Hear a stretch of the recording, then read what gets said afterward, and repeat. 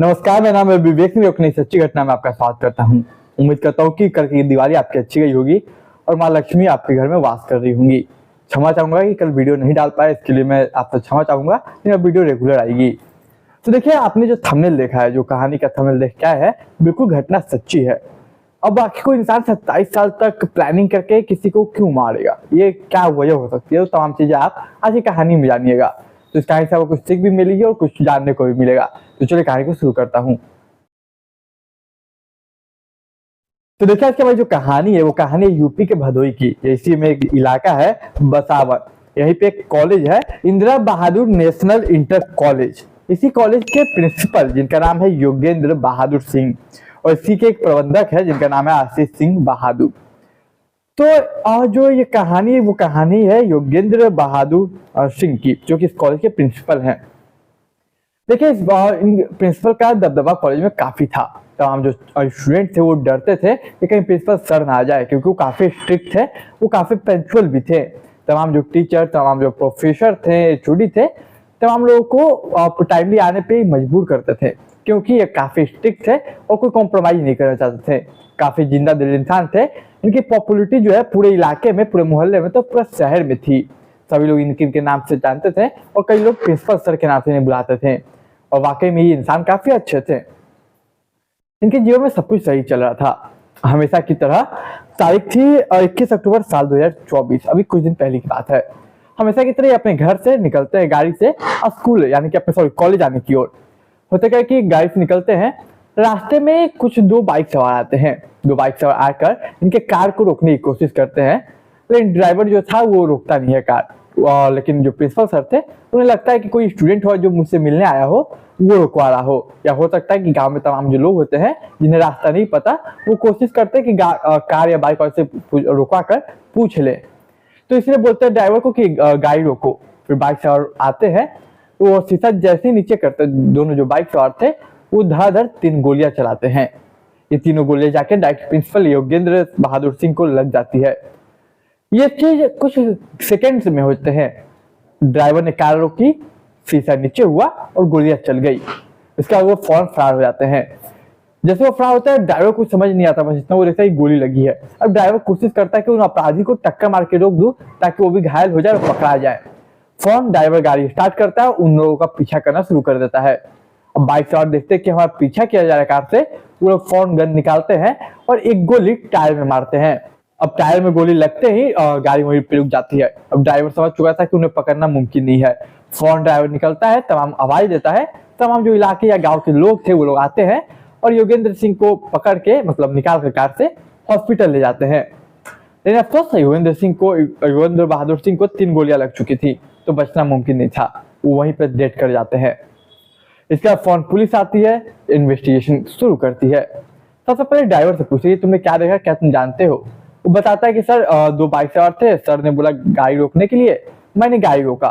उन्होंने शीशा नीचे किया, उन्होंने गोली चलाया, फिर भागने लगे।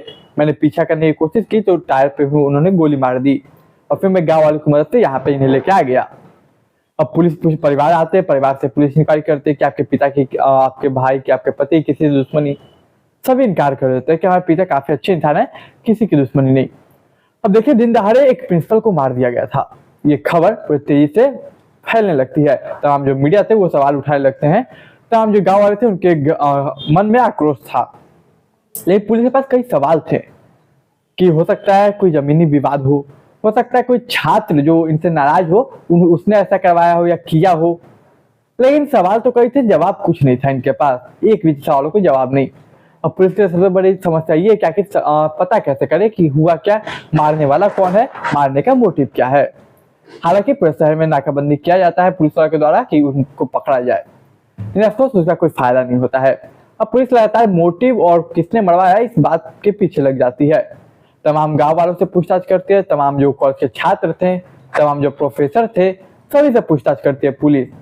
इन सभी का एक ही कहना था कि सर जिंदा दिल आदमी है, वो पंक्चुअल है और काफी अच्छे इंसान है, स्ट्रिक्ट है लेकिन काफी अच्छे इंसान है। कहीं से उनके बारे में कोई बुराई सुनने को नहीं मिली पुलिस को। अब सवाल यह कि आखिर केस सुलझाया कैसे जाए। पुलिस काफी परेशान थी, काफी मशक्कत करते 1 हफ्ते गुजर जाते हैं। इन 1 हफ्ते में कोई सुराग नहीं मिलता। फिर पुलिस को दिखाया जाता है कि इतने दिनों से हम एक कोशिश कर रहे हैं कि मोटिव क्या था कातिल का मारने का ये पता करने की, दूसरा कि किसने मरवाया ये पता करने का। शायद हम गलत दिशा में काम कर रहे हैं। शायद अगर हम किलर को पकड़ लें जिसने शूटर था जो जिसने शूट किया, तो वहां से सब मामला खुल सकता है। अब फौरन पुलिस शूटर को खोजने लगती है जिन्होंने गोलियां चलाई थी बाइक रोककर। अब पुलिस नाकाबंदी को और टाइट करती है। फिर पुलिस को एक इंफॉर्मेशन मिलती है। इंफॉर्मेशन के तहत पुलिस फौरन वहां पे उस दिन नाकाबंदी तेज कर देते हैं। फाइनली इंफॉर्मेशन सही थी, वहां पे वो दो शूटर आते हैं और बाइक से रहते हैं। उन्हें डाउट था कि पुलिस को पता चल गया है, इसलिए वो शूटर फायरिंग करते हैं।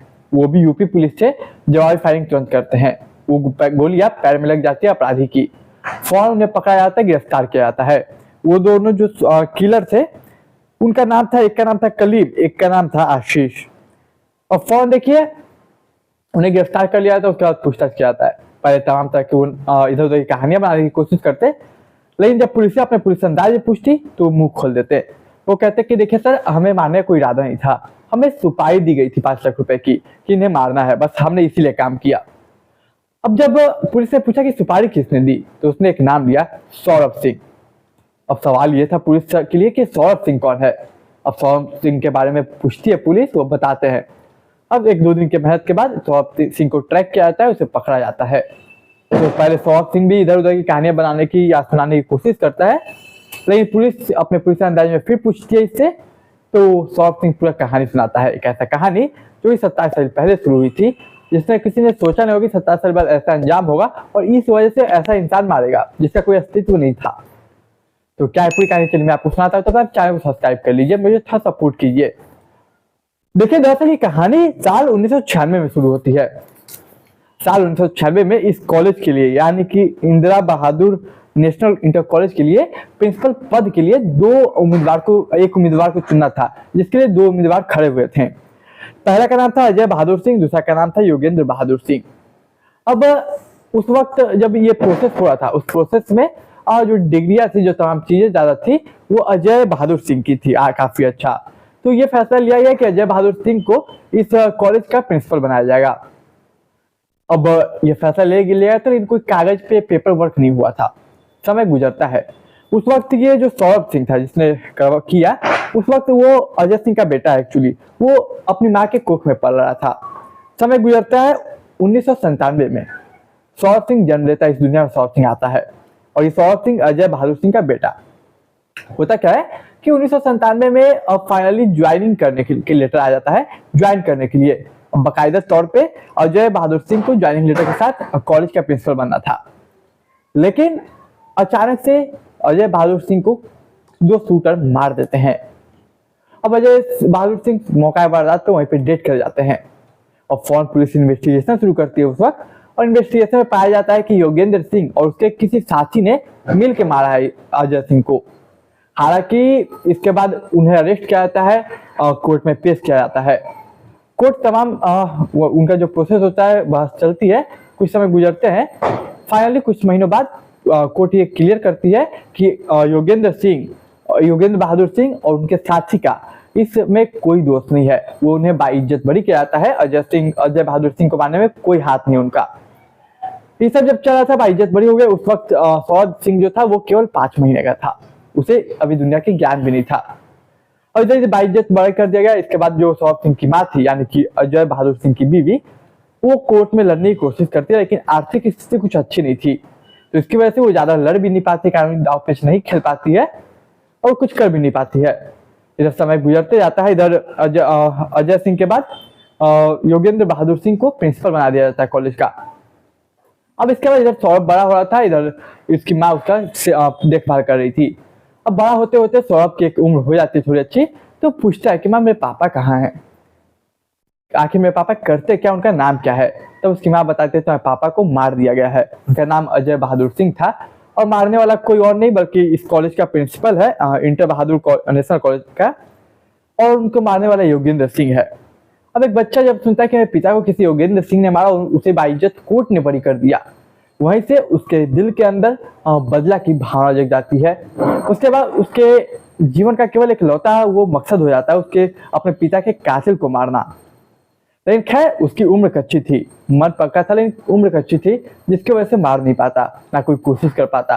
बस वो मौका खोजता, तमाम प्लान बनाता मारने की, लेकिन करता क्या, उम्र तो उतनी थी नहीं। फाइनली साल 2024 के लगभग जनवरी महीने की बात है और स्टार्टिंग की बात है। होता क्या है कि अचानक से गांव में खबर फैलती है कि जो योगेंद्र बहादुर सिंह है कॉलेज के प्रिंसिपल, उनका प्रमोशन होने वाला है। अब ये बात फौरन इसके कार्य पहुंचती है सौरभ सिंह के। अब उसे और गुस्सा आता है। तमाम लोग तो खुशियां बांट रहे थे कि चलिए प्रिंसिपल सर का प्रमोशन हो रहा है, कुछ लोग जलते होंगे तो वो अपने में थे, लेकिन सौरभ सिंह क्या कातिल था उसके बाप का। तो अब सौरभ सिंह को गुस्सा आता है तो वो दो शूटर को हायर करता है, 5 लाख रुपए देता है और मरवाने की प्लानिंग की साजिश रचता है। फिर वही 21 अक्टूबर साल 2024 को सौरभ सिंह के शूटर 2 आते हैं, गोलियां चलाते हैं, फिर मामला ऐसे खुलता है। तो देखिए, एक बच्चा जिसकी उम्र कच्ची थी, उसने उसी वक्त ठान लिया था कि अपने पिता के कातिल को सजा दिलवाना है और फाइनली उसने इसमें कामयाबी पाई। हालांकि उस वक्त जब अपने कोर्ट ने फैसला सुनाया तो शायद फैसला सही नहीं था भाई इज्जत बरी करना। अब किस वजह से सुनाया, खैर उनका अपना है, मैं इस पर कुछ तर्क नहीं करना चाहूंगा। तो देखिए, ऐसी कहानी यही थी। उम्मीद करता हूँ आपको कहानी इसकी अच्छी लगी होगी, पसंद आई होगी। तो आप अपनी राय कमेंट बॉक्स में रखिए और ऐसी कहानियां के लिए मेरे चैनल को सब्सक्राइब कीजिए, अपने दोस्त रिश्तेदार के साथ शेयर कीजिए। मैं एक नई कहानी में मिलूंगा, तब तक के लिए मुझे दीजिए इजाजत।